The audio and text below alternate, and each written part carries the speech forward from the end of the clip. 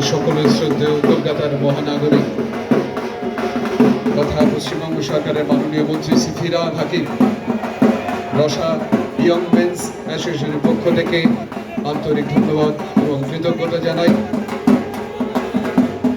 এই সেই শুভক্ষণ, ৭৫তম বর্ষের পুজোর শুভ উদ্বোধন, এই সেই মুহূর্ত আমাদের মধ্যে উপস্থিত হয়েছে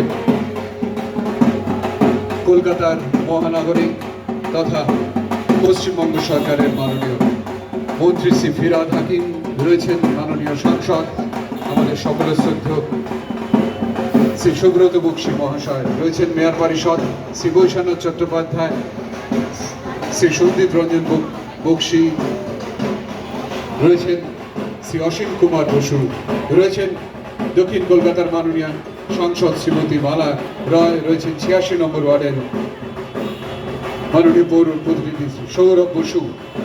আপনাদের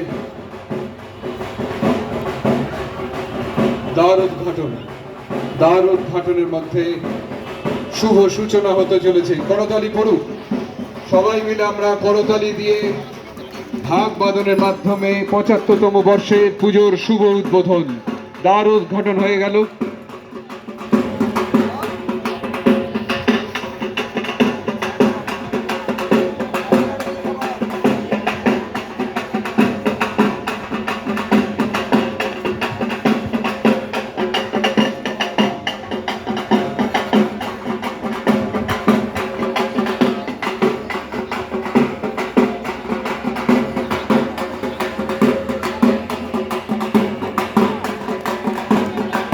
প্রদীপ প্রজ্বলনের মাধ্যমে অনুষ্ঠিত হলো